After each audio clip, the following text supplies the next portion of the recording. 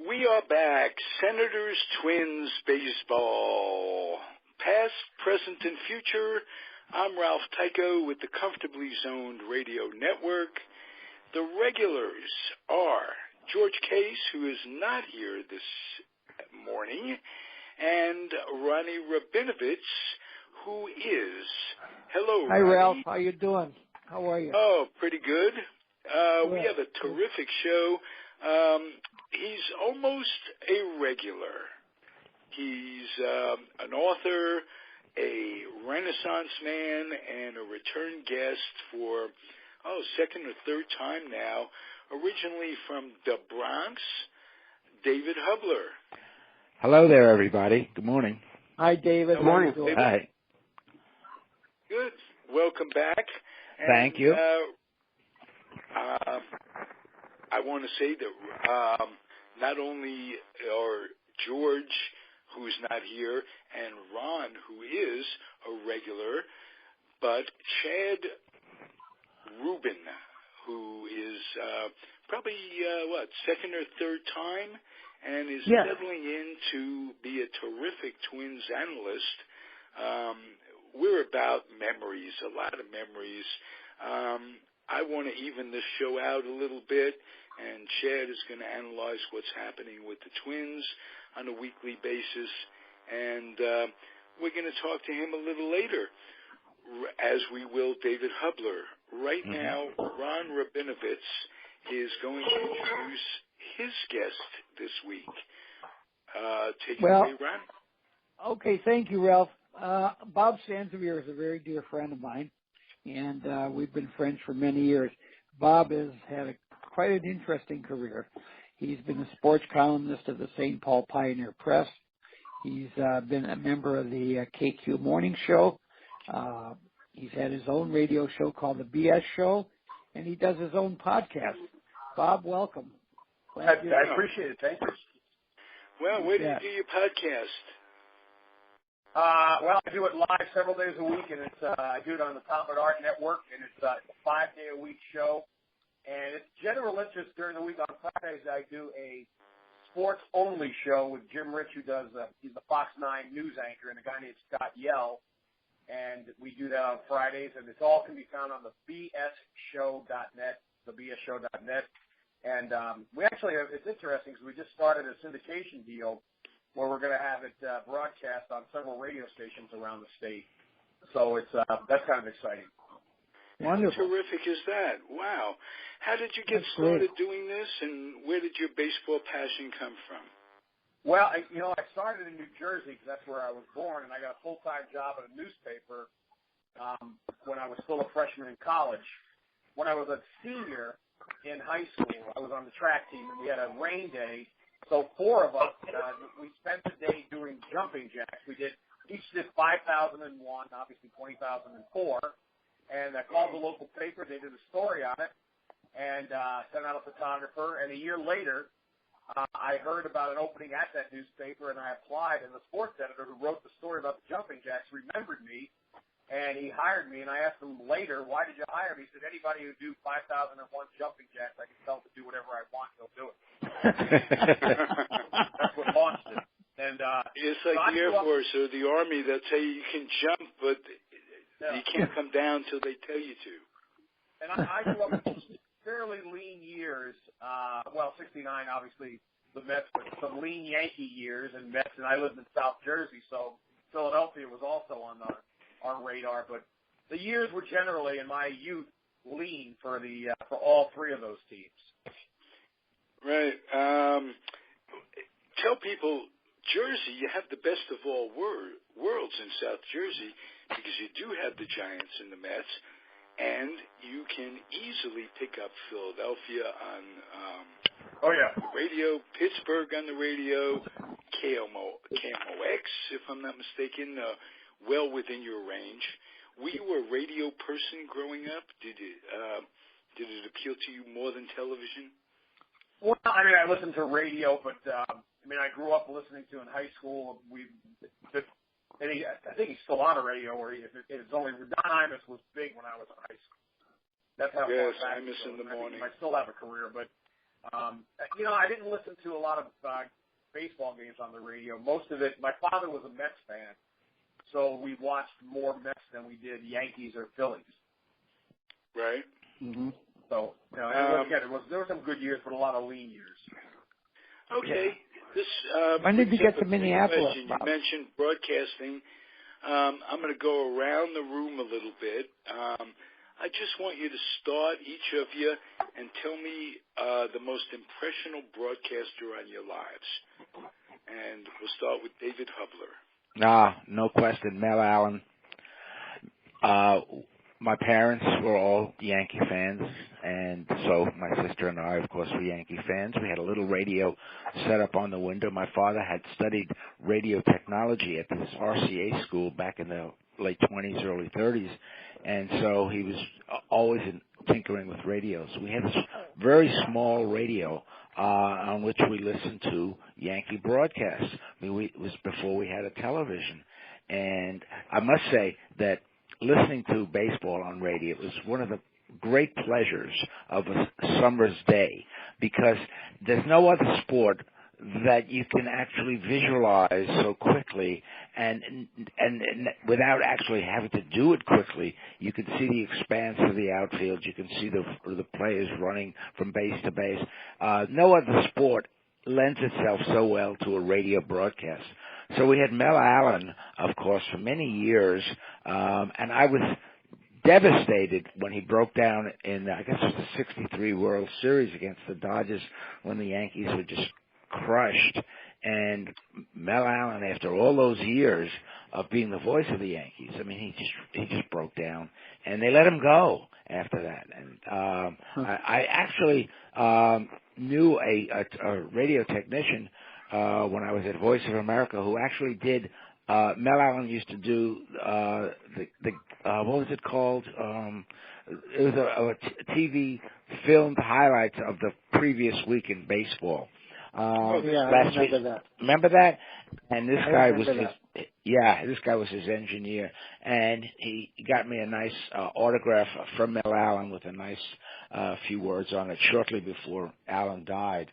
So that I listened to Red Barber as well, and the two of them were together for a number of years. And, with the Yankees, yes. Yeah, with the Yankees. Branch Rickey was fired with the Dodgers. I think it was the same year that Mel jumped.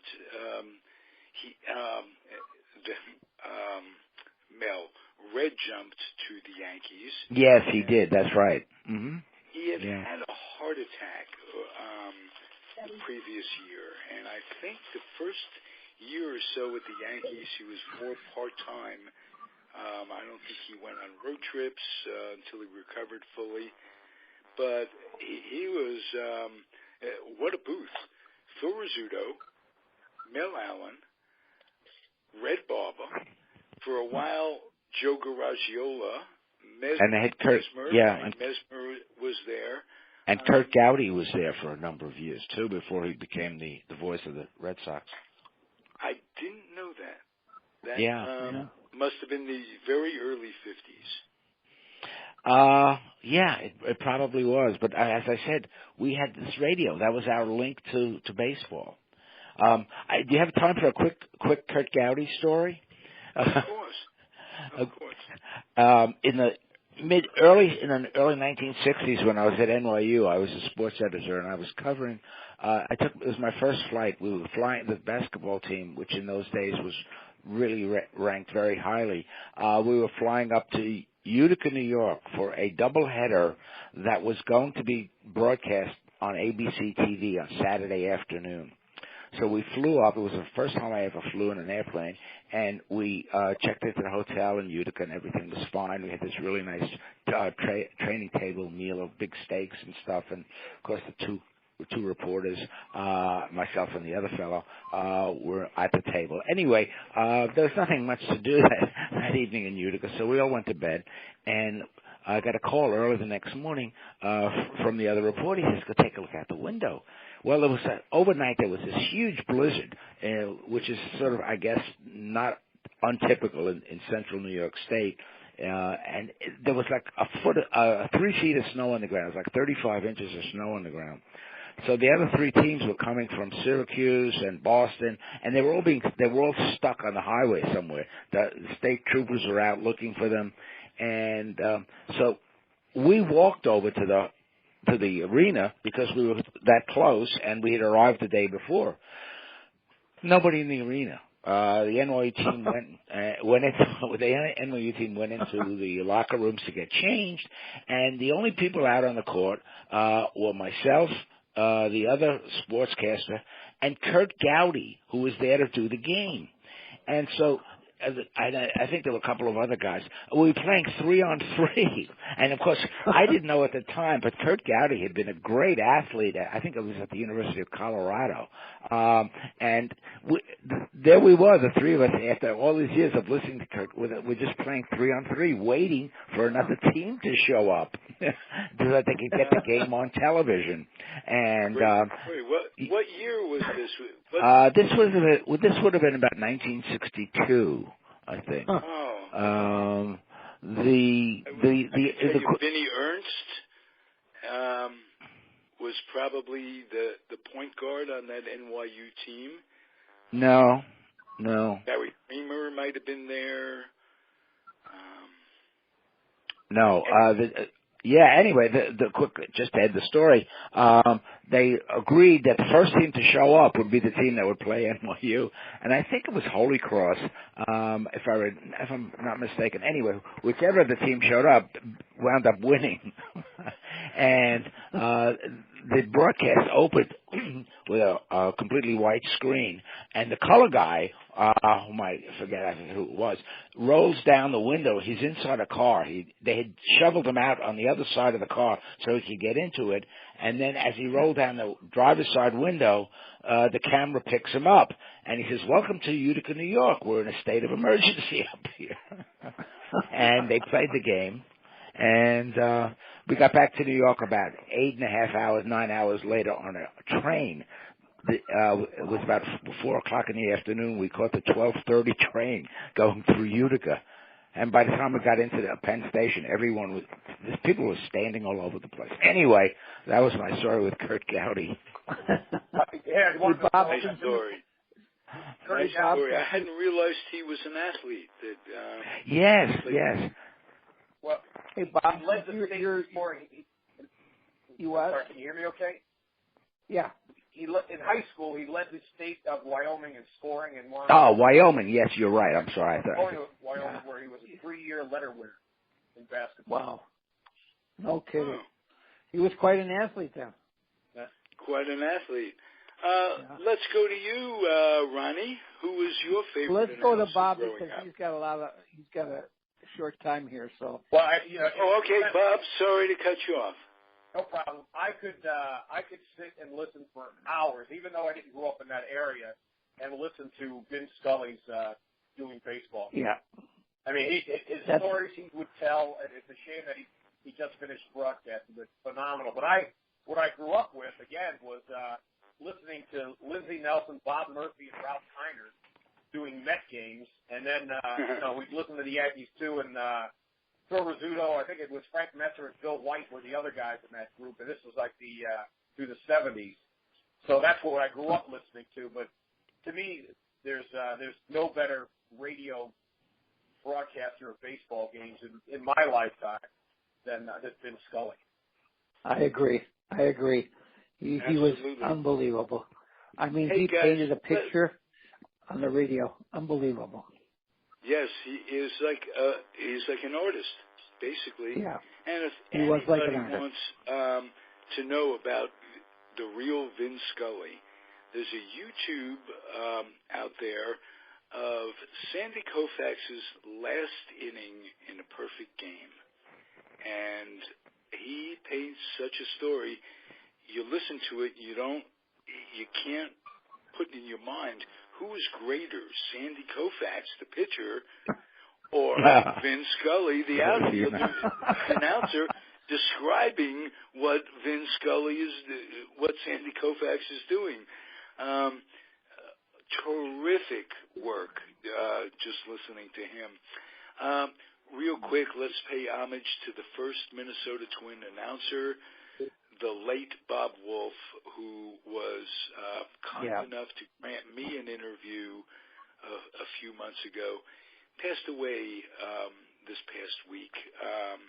He was 96 years old and in good voice, good spirit, had all his senses about him until the end. He was working on a project in Long Island when he died, archiving his years of broadcast material. And he was one of those guys. Tony D'Angelo and I, when he passed, we were communicating back and forth by messenger, and we both agreed we thought he would live forever. We were just shocked of his passing. He was so sharp at the end, even when you talked to him. It was unbelievable. Absolutely. Yeah. Did you know him, Bob? I did not. No, when you mentioned, he started talking about originals, I started thinking of, and I don't know if Bob Casey was there when the Twins first came, but he was obviously the PA announcer, but he was a character, and I loved listening to his voice. When he would make the announcement that, for Twins games. I did not know Bob Wolf, though, no. I mean, obviously, I know somebody who's 97 that's still writing every day, and on the radio on Sunday, Sid Hartman. Sid Hartman, right. 84. Unbelievable. There's a guy that it's incredible that he's still actually working at the age of 97. 97 years old. Wow. And that's what he admitted to. I made him show me his license about 15 years ago, and it did say 1920, but I know people or have known people who went to school with him, and they swear he had to be born at least in 1990. So he just fudged a little on that license. Well, we all lie about our age at one time or another. If even it's just ourselves. lie to ourselves. Chad Rubin, baseball announcers. Well, I'm a TVH kid. I didn't listen to baseball on the radio. So my first guy was Howard Cosell, who, he changed everything. And as a kid, I would wait till halftime just to see if there could be Viking highlights for him to call. That was like the highlight of the week. There was no Sports Center or anything like that, but he was the first, and then Brett Musburger was the other. They were the two big Nationals guys.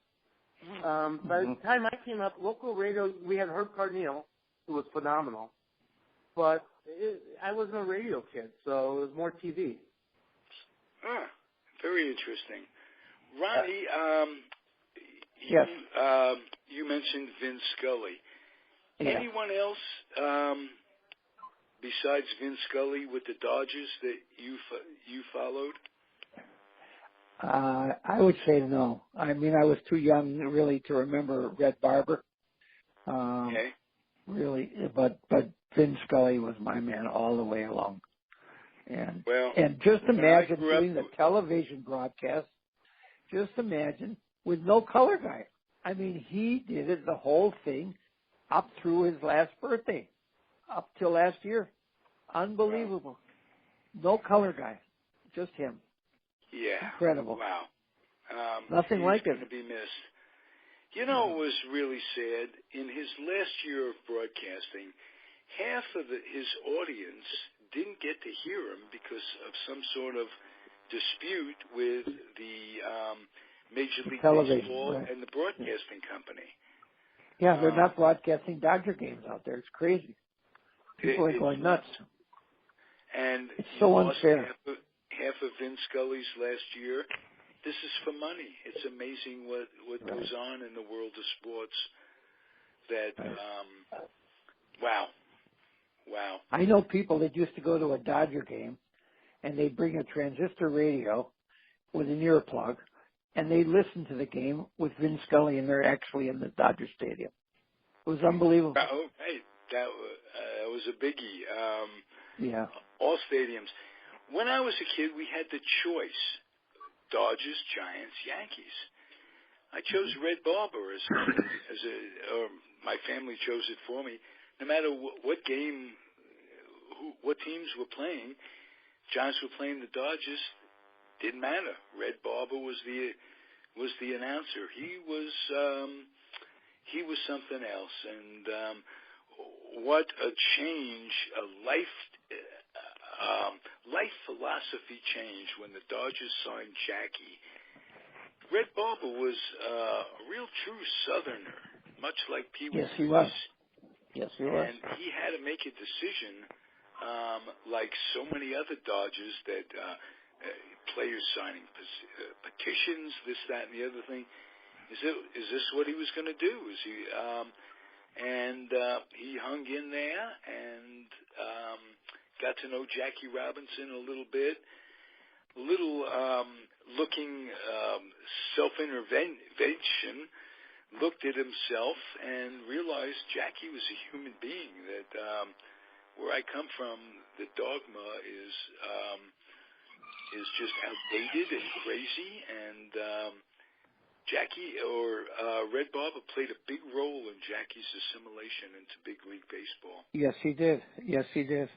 Absolutely. Got to give him a lot of credit for that. Absolutely. Yeah. Also, I want to say it was Melvin Allen Israel.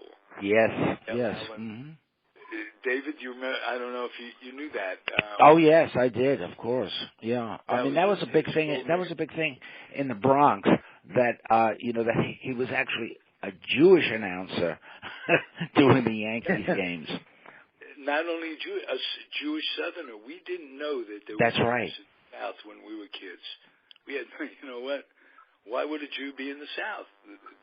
We weren't really welcome there, you would think. Yeah.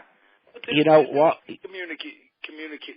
Communities of Jews all through the country. Atlanta has a big populace of Jews. Birmingham, Alabama, big Kansas population. City. Well, one of the ones talking about great announcers. We'd all be remiss if we didn't mention Marty Glickman, who also died fairly recently in terms of the last talking decades now, because Marty Glickman was an incredible announcer. He used to be the voice of the New York Football Giants, and that was the Sunday games. And on Saturday, he would actually broadcast a high school game of the week. It was Poughkeepsie. I think, if I'm not mistaken, Hal Bach told me this, if I'm remembering correctly. He normally broadcast Poughkeepsie High School.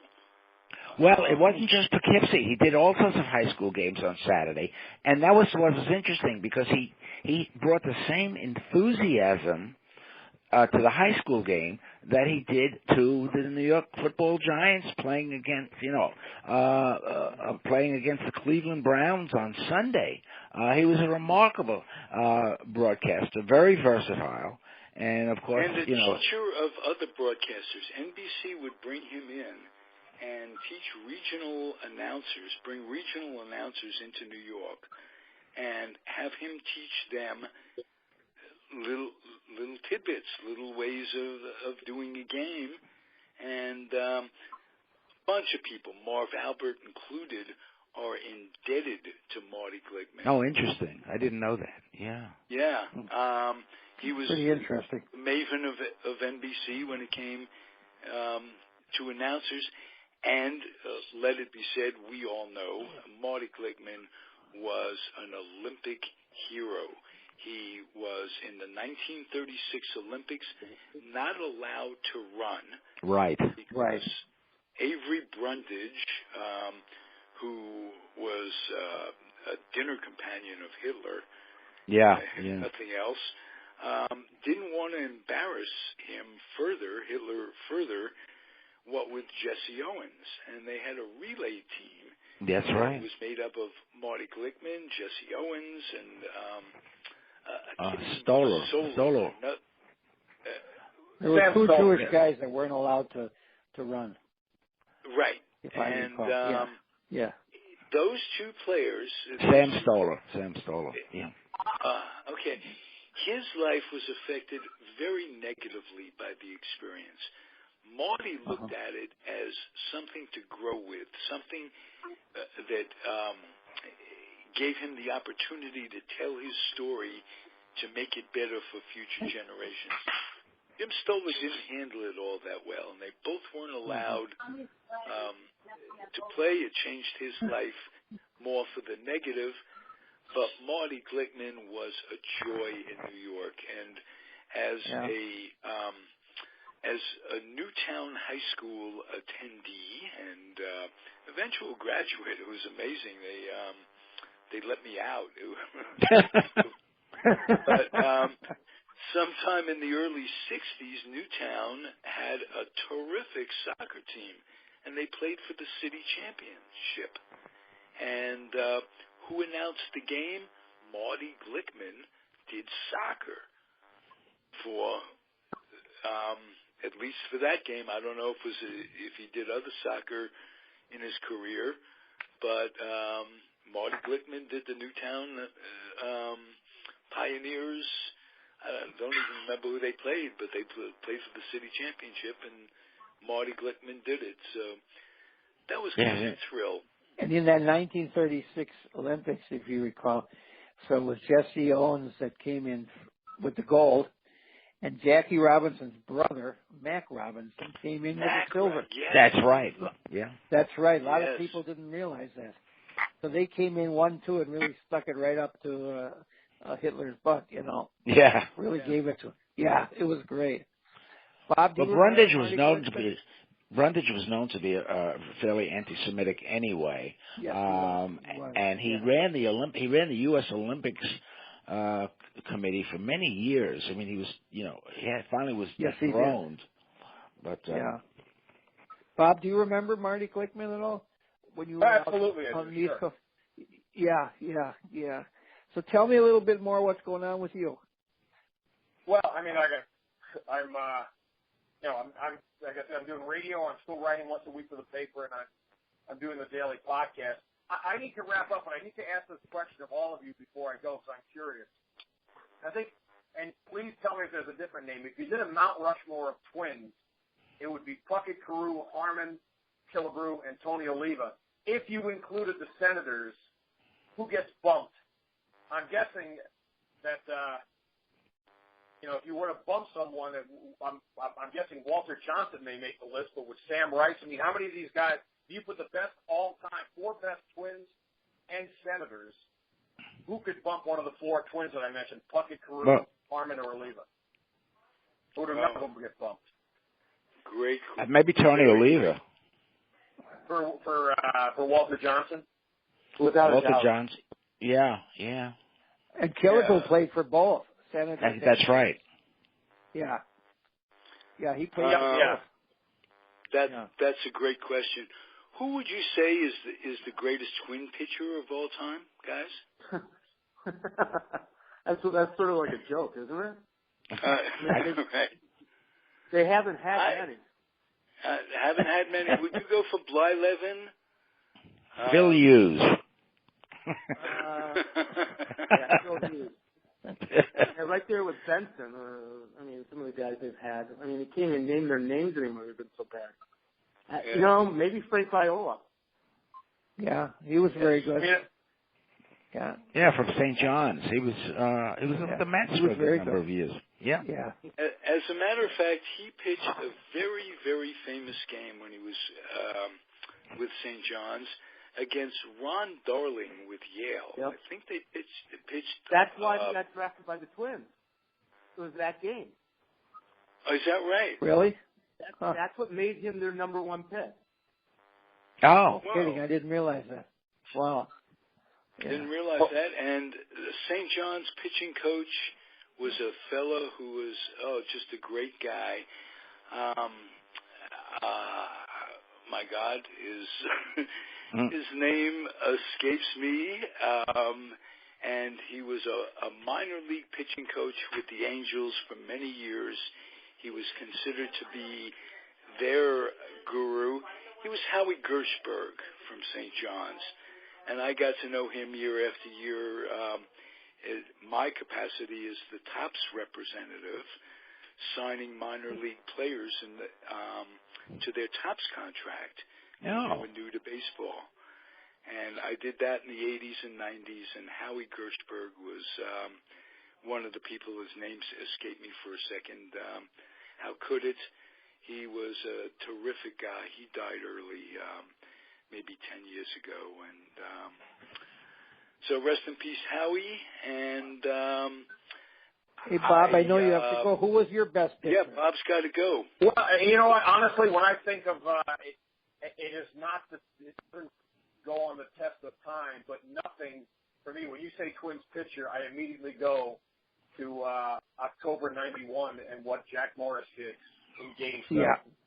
I mean, it's one of the. It is not one of. To me, it's the greatest pitching performance baseball has seen. Because if they went 20 innings, he wasn't coming out, and he wasn't going to give up a loss.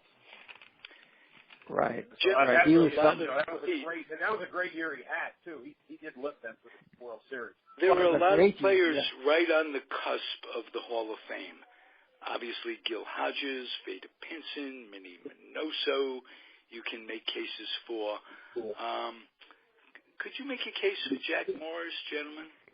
Yeah. He was a dominant pitcher. I am a voter. I don't know if any of you are, but I do have a Hall of Fame vote. I voted for him every year of his eligibility for this reason.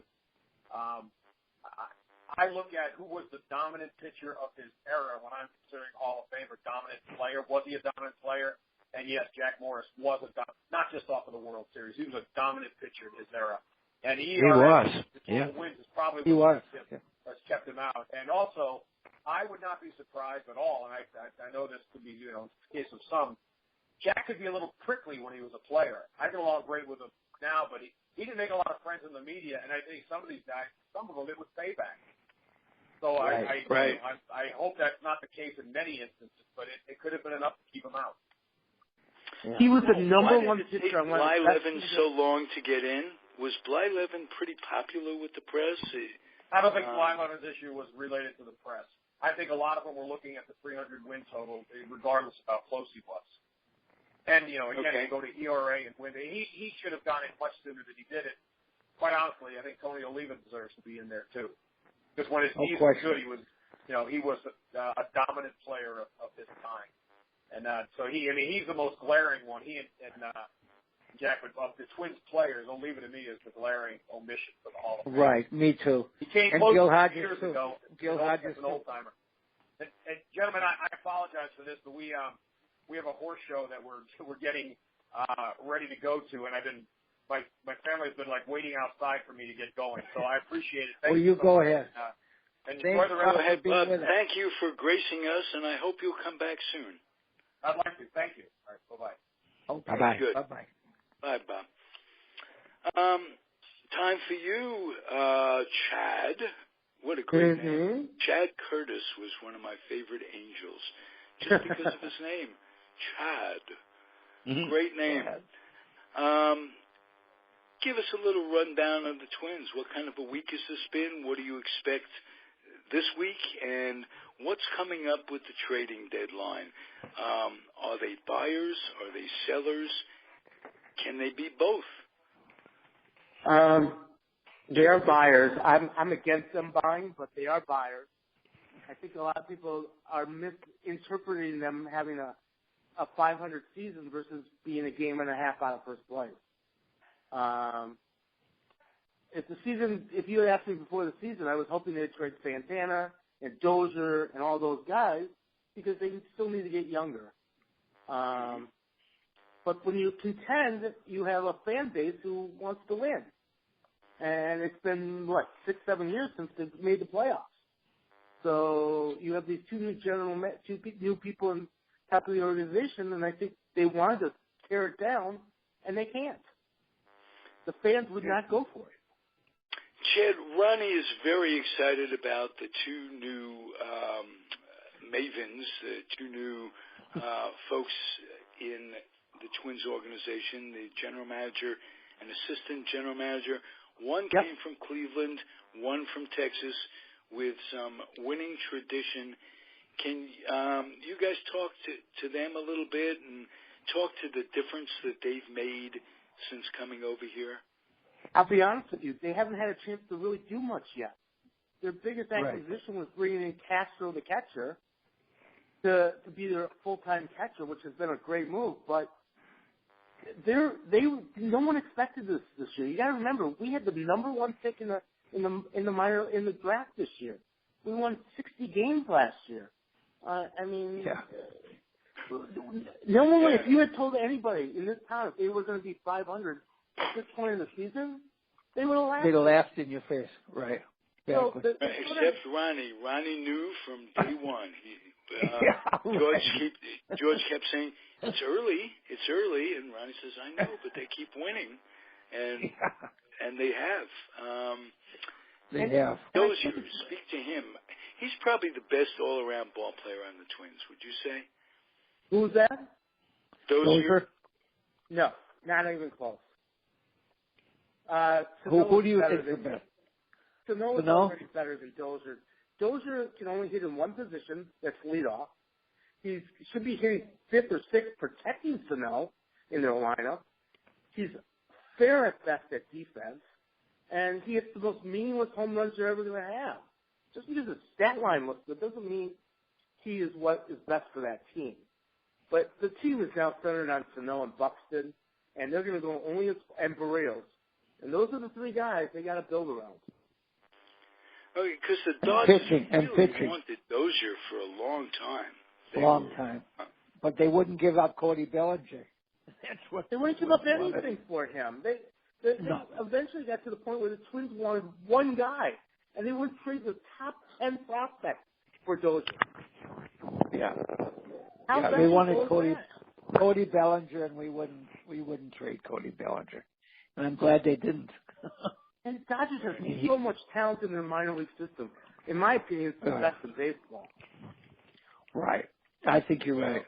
And for a while, it wasn't that way. But they've built it back up again. Yeah, but that's an infusion of money. They had Magic Johnson do ownership. So you want to hear a scary thought about the Dodgers and the Yankees after this season? They lose all their big money contracts. They are going to be under the salary line. And they have young players to fill those positions. They don't have to go out and get veterans. They're waiting for Bryce Harper in 2 years. Or Manny Machado. Those are the guys they want in 2 years. They're going to have so much money in 2 years, it's going to be scary. Yeah. Tell me about Cologne. Has he made a difference at all? No. Not so. He hasn't showed anything, huh? He pitched one game so far, and he did okay. But it was a grasp at not having to pull any of their young AA players up who aren't ready. And that's the problem. Their AAA franchise, there's no one under the age of 25 on their roster. Their roster is older than the Major League team. Whoa. Think about that for a second. When you have guys like Dozier, who's 30, and you got Mauer, who's 34, 35, and their roster's still older than the Twins. Well, so, hey, Jake, can you give me some names of pitchers who are coming up that you feel are going to make a difference in the short run, if not this year, early next year? Well, that's their problem is they don't have the pitching. That's why I really feel they need to trade some of these veterans to get some pitchers in their system. The Twins just don't have it. And this isn't new. We tried to put a picture on the Mount Rushmore of greatest Twins players, and you have to go back to Walter Johnson to find the best pitcher, would even be on there. I mean, this organization has never been known for pitching. It's always been known for hitting. Right. Well, in my Mount Rushmore, the Comfortably Zoned Radio Network Mount Rushmore of the Twins and Senators, George Case is on there. Yeah, he has to be. In honor of our illustrious comrade. He played during an interesting time, though. He played in a time where there was when baseball players were mega stars. Right. Yeah. Not like today. Today they're rich, but they're not stars. Yeah. It's different today. Well, there were so many other sports to choose from. Baseball was the only sport really that was covered completely by the press. And as I said earlier on, I mean, it lent itself to broadcasting on the radio. It was difficult to broadcast football or basketball. What? Can I tell you something of a child born from the 70s? When I think of Ted Williams and I think of Joe DiMaggio, they're more mythical to me than they are real. Yeah, sure. And that's even Mickey Mantle gets to that point now. Oh, these guys, Mickey, Willie, and the Duke. You know the players of today's game, and including Mike Trout, who's by far the best player in the game, would he even come close to those guys in their stature? Probably not. Very good question. Right. Well, Harper is up there. Bryce Harper. Yeah, I agree, he's up there, but I mean, would you compare him to DiMaggio and his fame?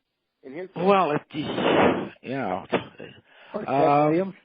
It's awfully early. Yeah, exactly. Either of them, those two, the kid with Anaheim or Bryce Harper, to be comparing. You know, you have to put some years behind you. Right. And the Dodgers have a pretty good pitcher. You know, pretty good pitcher. Yeah. They're ranking him ahead of Sandy Koufax at this point. I think so right now. He's just awesome. He's pitching today. His numbers are incredible. Yeah. Now the Dodgers are playing the Twins next week.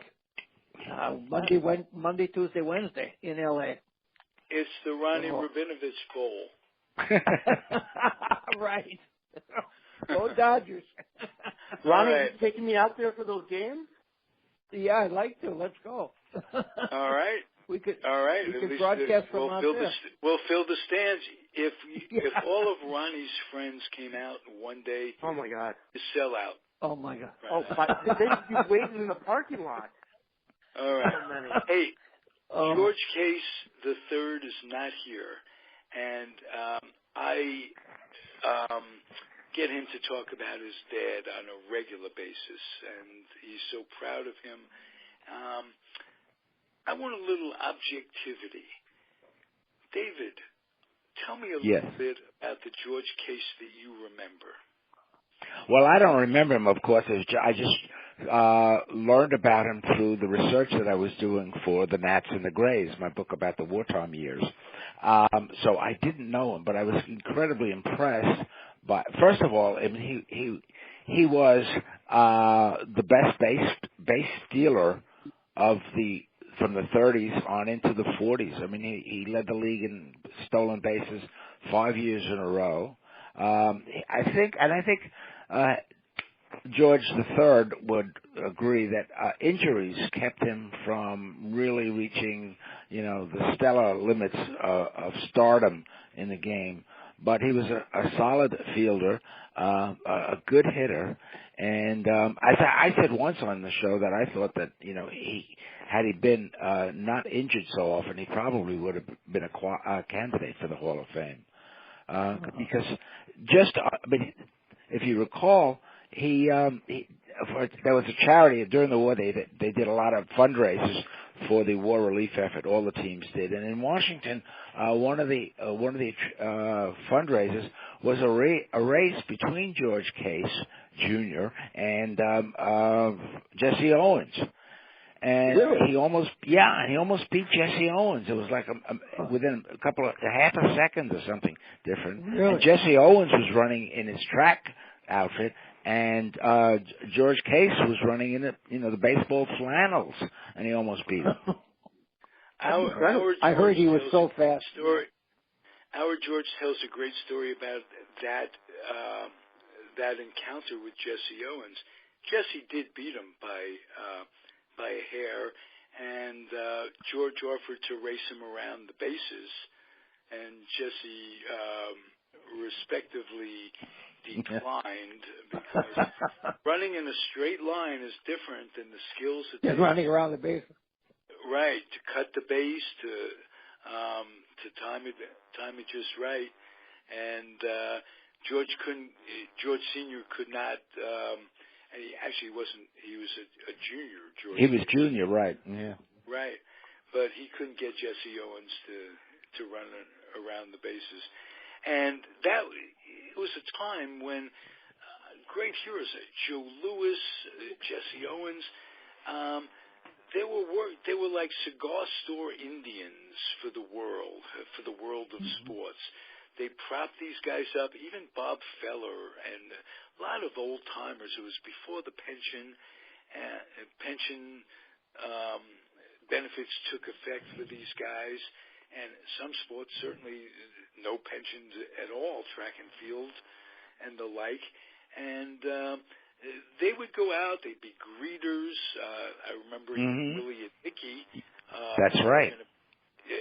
They were suspended by Bowie Kuhn because they were going to do the horrible thing of being greeters in Vegas. Now they're putting teams. They're putting professional teams in Vegas.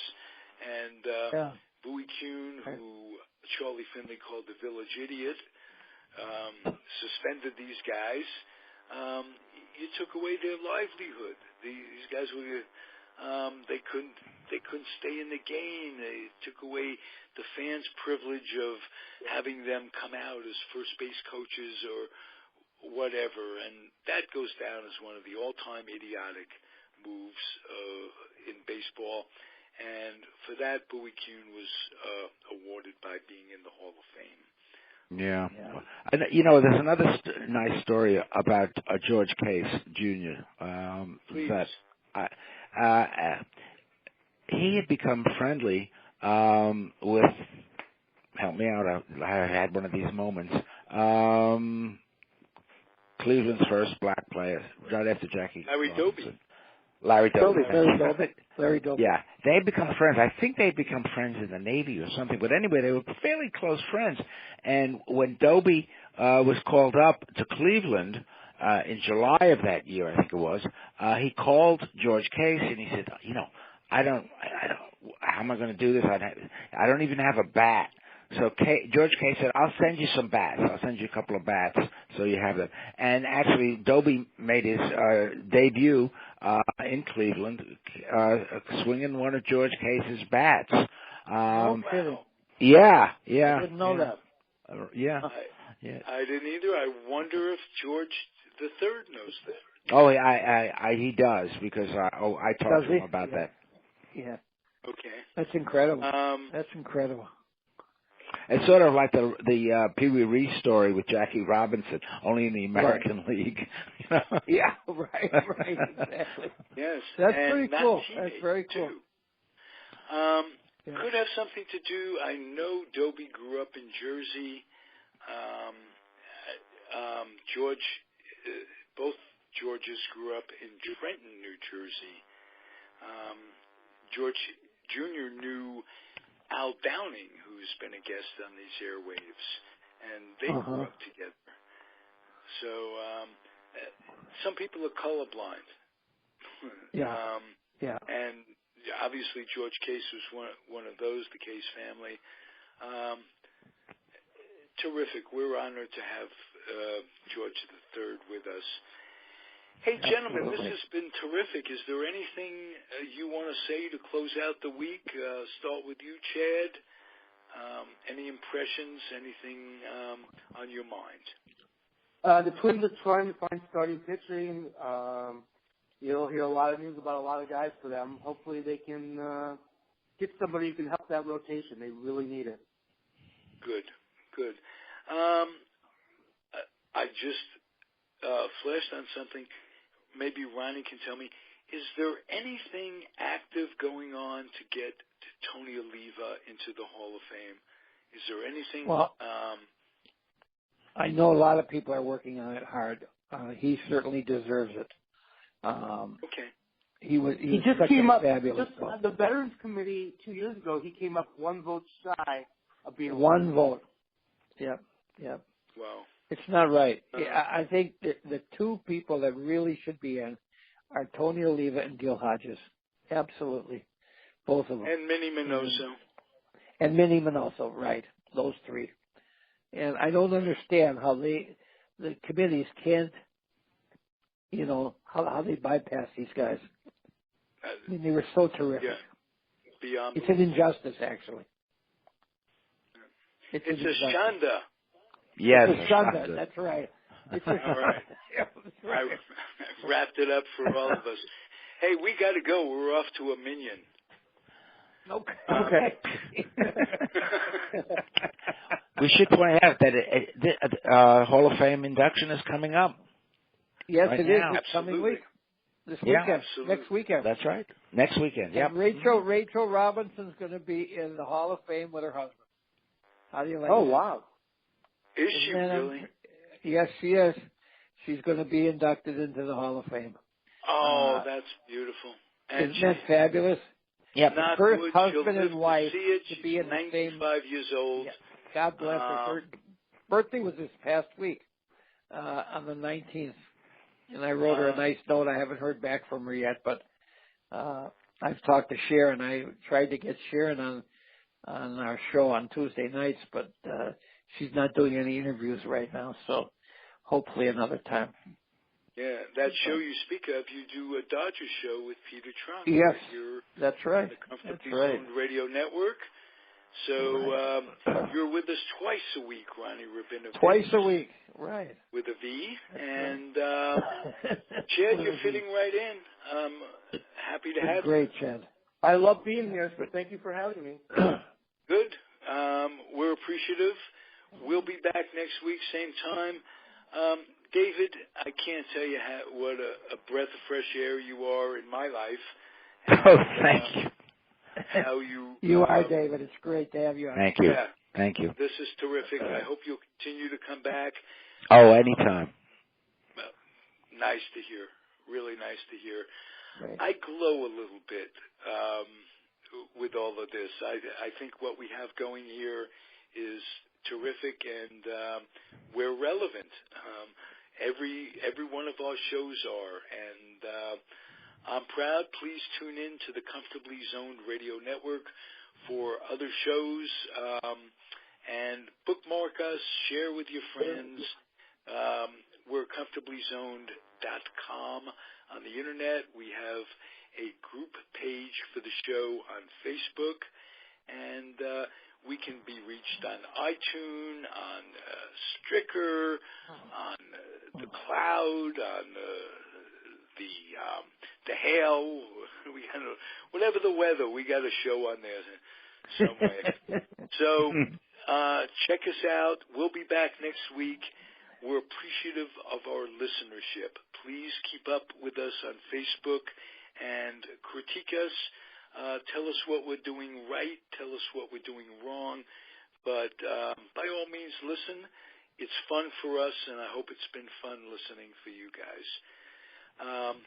We'll catch you next week, and thank you, gentlemen. I'll just say keep on keeping on. Thank you. Bye. Thank you. Right. Bye. Bye. Thanks, guys. Bye.